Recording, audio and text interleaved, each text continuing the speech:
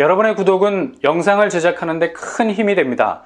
영상을 보시기 전에 구독과 좋아요 꼭 부탁드리겠습니다. 아울러 회원이 되시기를 원하시는 분들은 유튜브 채널 홈피 구독 옆에 있는 가입 버튼을 눌러주시기 바랍니다.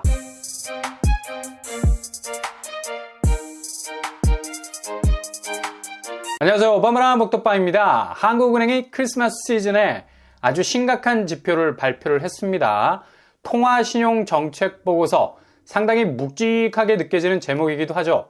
이런 보고서가 제목으로 느껴지는 무게도 있지만 실제로 이 안에서 가리키는 지표라는 포인트가 상당 부분 아프게 하는 꼭지점들이 예리하게 살아있기 때문에 거의 깐데 또 까는 격으로 상처 부위의 내상이 얼마나 골마가고 있는지를 적나라하게 보여주는 부분이 있는데요.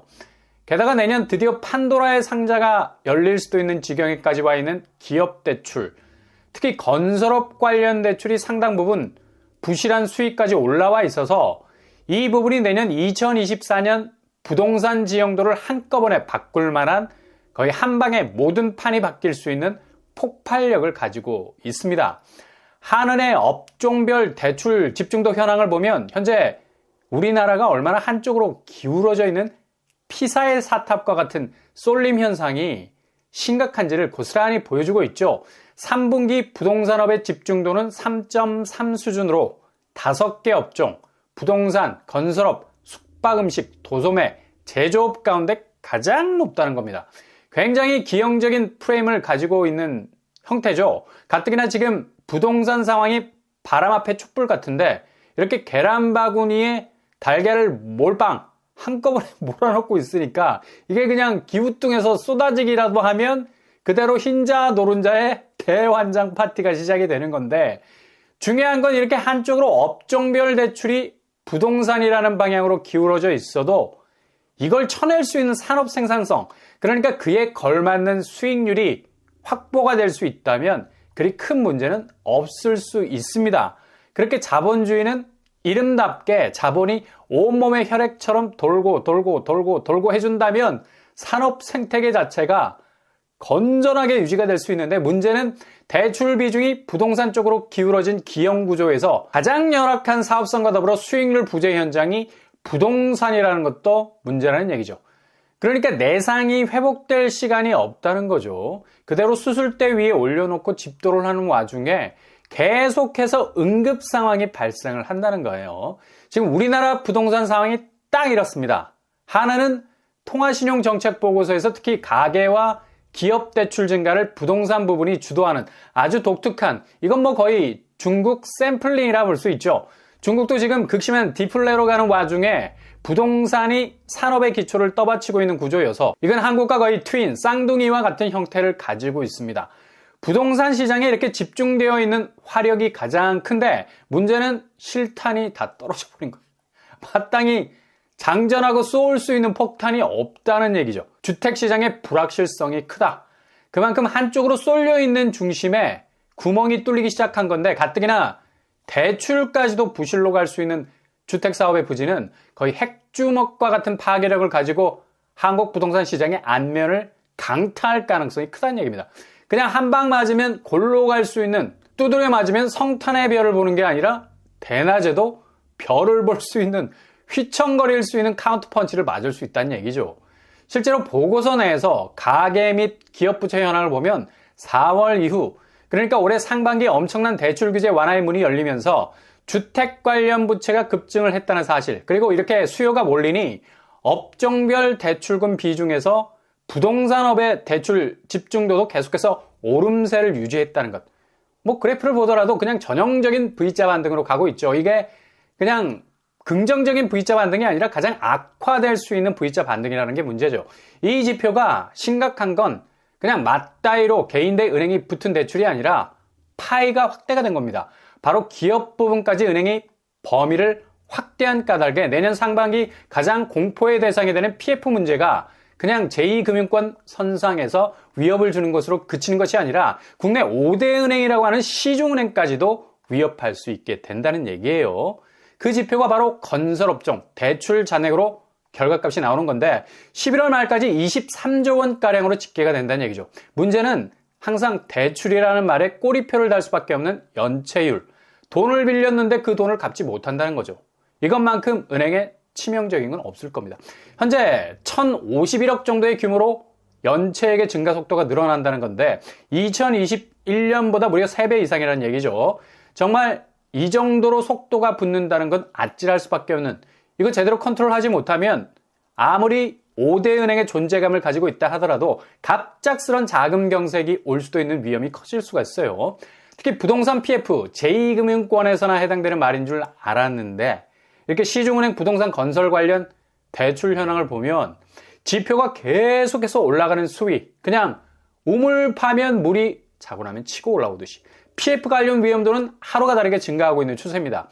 그냥 5대 시중은행도 이런 리스크에서 예외일 수 없다는 걸 보여주고 있죠. 대체로 만기가 빨리빨리 돌아오는 사업장, 여기가 그냥 넘어지기 시작하면 정신없이 소나기 부도가 떨어지는 건데, 그래서 지금 국민은행, 신한은행이 중점적으로 6개월 내 만기가 도래하는 업장들 중점적으로 주기적인 모니터링을 진행하고 있다고 합니다. 이렇게 상황이 급박하게 돌아간다는 건 그만큼 지금 부동산 건설 자금 회전에 빨간불이 들어온 거나 마찬가지라는 얘기인데, 이 상황에서 지금 주택시장은 거의 아작이 나고 있는 상황이죠. 확실히 매매가는 10월 들어서 분명한 하락 조짐을 보이기 시작을 했다는 걸 한국은행 통화정책 신용보고서에서도 등장하고 있고요. 심리지표도 완전히 꺾이기 시작하고 있다는 걸 볼 수 있죠. 가격 상승률, 도표를 봐도 지금 서울을 비롯한 수도권, 비수도권 죄다 약세 지표를 고스란히 보여주고 있다는 걸 볼 수가 있습니다. 지금 기대 인플레 지표 자체가 확실하게 잡히지 않는 상황에서 갈수록 주택에 대한 수요는 쪼그라들 수밖에 없는 게 아주 분명한 팩트라는 사실. 이게 단순 단기적인 하락으로 가는 그냥 언저리의 일시적인 현상으로 아무리 치부하려 해도 모든 지표는 단순한 하락 사이클이 아니라는 걸 여실히 보여주고 있죠. 이제 한국 부동산 심리 자체는 거의 패러다임의 전환을 맞이하고 있습니다. 부모님 세대에서 보여줬던 묻지마 집에 대한 매집 현상, 그만큼 당시에는 시세 차익이라는 실익이 있었던 시대였어요. 근데 이젠 이런 시대와는 굿바이.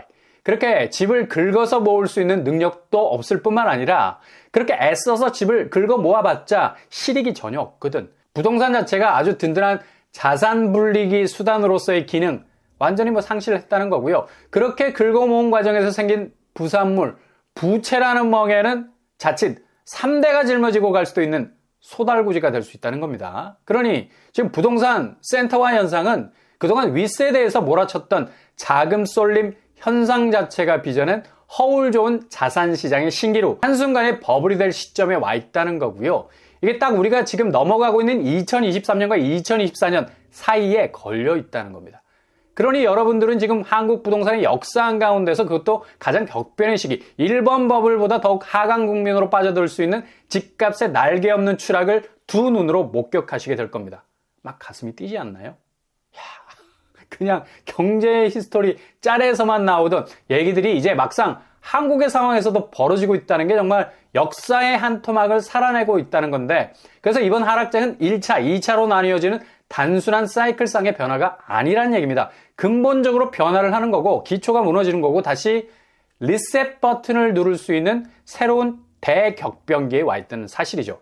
지금 금통위에서도 실물자산 보유 비율, 그러니까 부동산을 말하는 거죠. 미국, 일본, 영국보다 최고 50%보다 높다는 게 문제라는 지적이 나올 정도죠.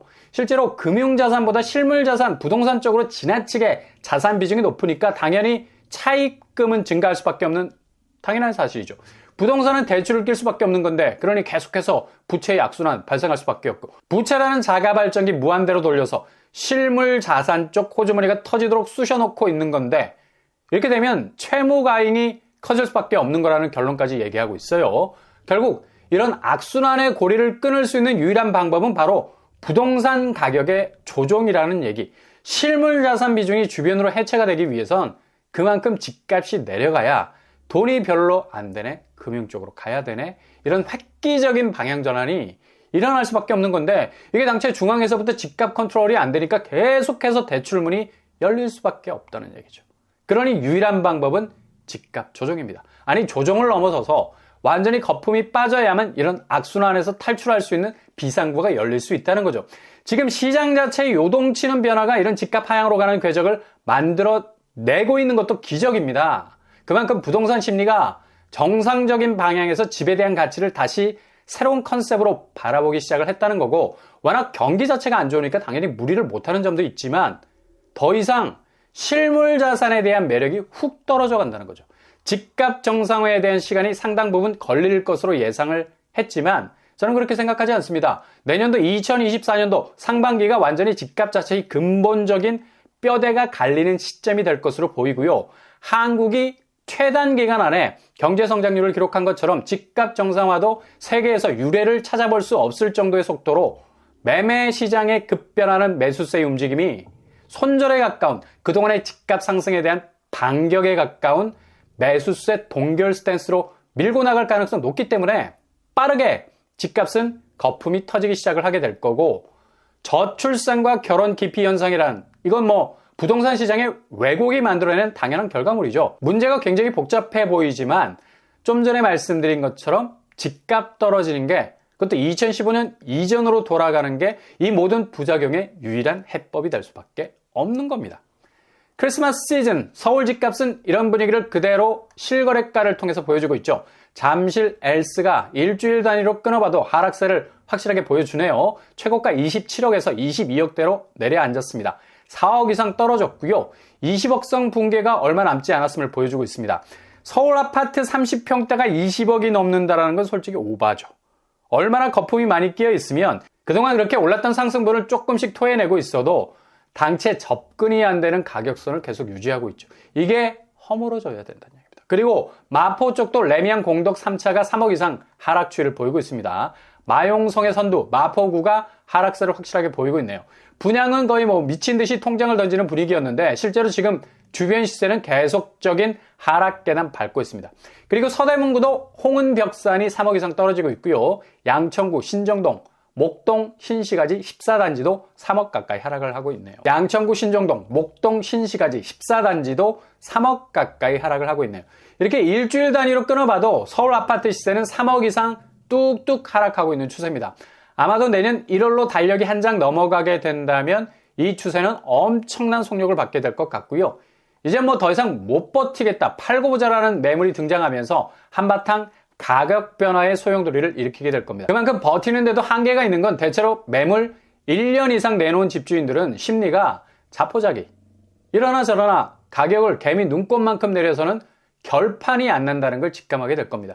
이때부터 가격 지지대가 붕괴가 될 겁니다. 지금 매수 심리 보세요. 거의 매수세는 바닥에 붙어 있습니다. 얼어붙은 낙엽, 아무리 삽으로 떼어내려 해도 떨어지지 않아. 그냥 벽지 수준으로 도배가 된 것 같고요. 지금 매수세가 그렇다는 얘기고요. 12월 서울 매수세는 매도세 80에 매수세는 1.6 수준입니다.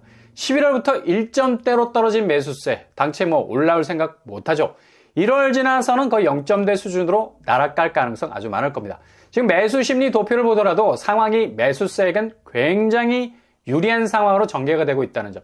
게다가 미국 기준금리 완화 뭐 블라블라 얘기를 하고 있는데 당장 1월에 국내 부동산 PF 문제로 넘어갈 중소건설사가 많을 전망이어서 이런 분위기는 그대로 부동산 시장을 직격하게 될 것 같습니다. 금리가 부동산 시장을 견인할 거라는 예측은 너무 많은 국내 부동산 위험 요소들의 변수 때문에 기후에 지나지 않을 것으로 보이죠. 아무튼 2024년도 골든타임이 올 가능성 높습니다. 잘 지켜보시다가 정확한 타이밍 노리실 수 있길 바랍니다.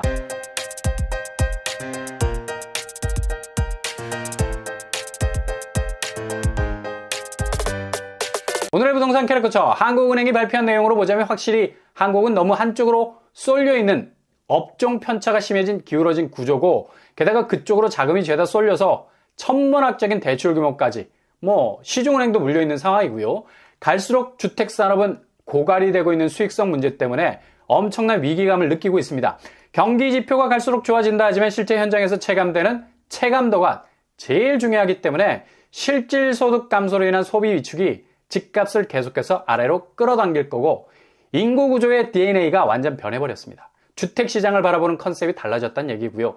윗세대 집 설거지할 이유 없고 상황 지켜보면서 스스로가 가져갈 집의 구조를 재편하는 세대가 왔는데 아직도 구시대적인 자산시장에 수익률 계산기를 두드린다는 건 정말 한참 잘못된 오판을 불러일으킬 수 있다는 얘기죠. 아무튼 2024년 잘 대비하신다면 좋은 기회가 올 겁니다. 메리 크리스마스, 즐거운 성탄 보내실 수 있길 바랍니다. 여러분의 길이 항상 꽃길만 되실 수 있길 바랍니다. 구독과 좋아요 부탁드립니다. 감사합니다.